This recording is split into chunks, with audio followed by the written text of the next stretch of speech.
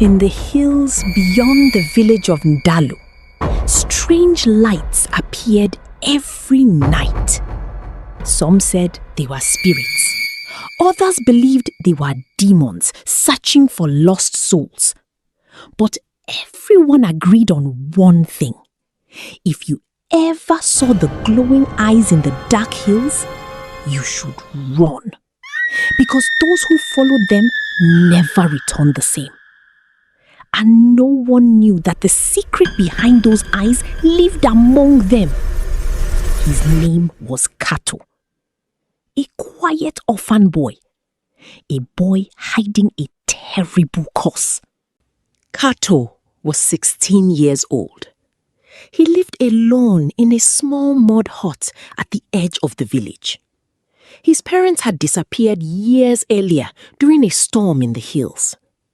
Since then, villagers treated him like bad luck. Children mocked him. Adults avoided him. Whenever crops failed or livestock vanished, people whispered his name. That cursed boy.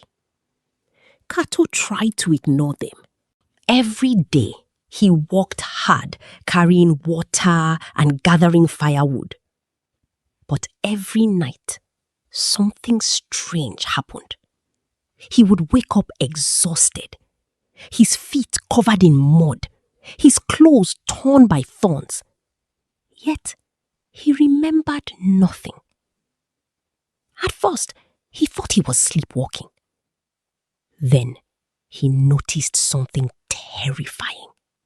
Fresh scratches appeared on his arms, as if he had been running through the forest all night. And deep inside him, something was beginning to awaken. Soon, strange events spread across Ndalu. Goats vanished. Hunters heard growls echoing through the hills. Villagers reported seeing enormous footprints glowing under moonlight. Then came the eyes.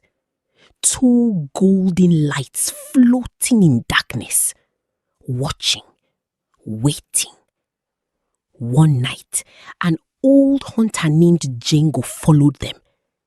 At dawn, he returned shaking with fear. His hair had turned completely white. "I saw a beast," he whispered. "A beast with the face of a human." The village panicked. Rumors spread faster than wildfire.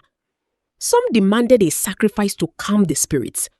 Others claimed an ancient curse had returned. Meanwhile, Kato's nightmares grew worse. He dreamed of running through forests, of seeing the world through glowing golden eyes, of hearing voices call his name from the hills.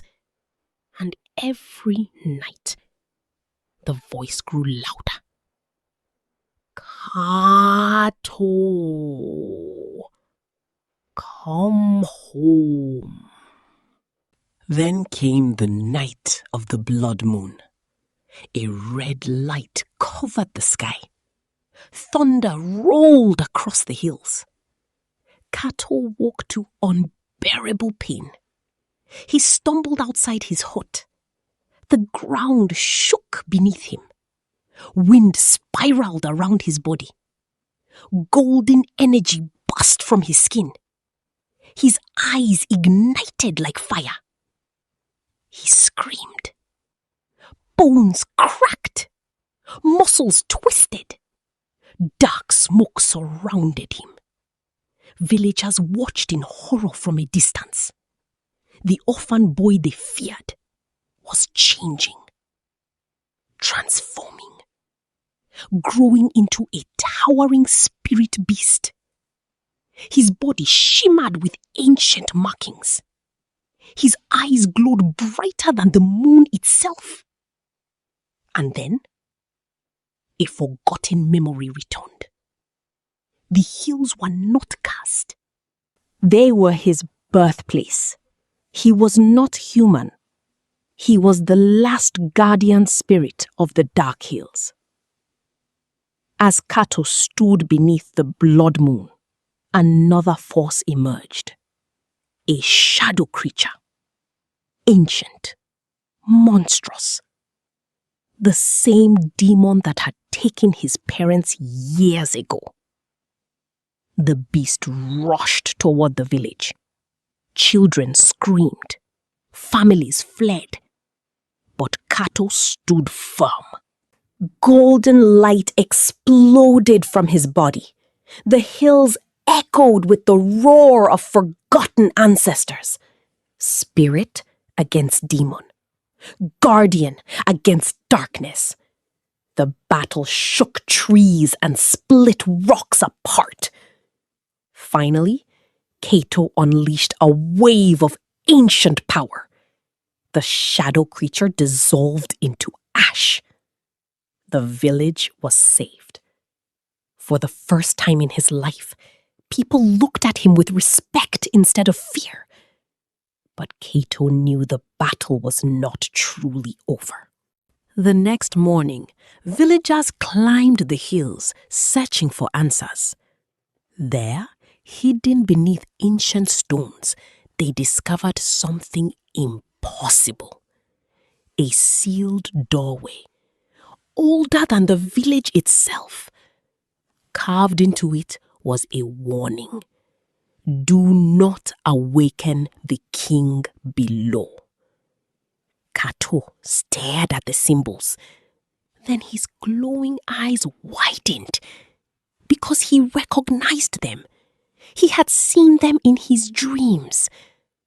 And suddenly, the sealed door began to open, slowly. From the darkness inside, another pair of glowing eyes appeared, much larger than his own. And that was only the beginning.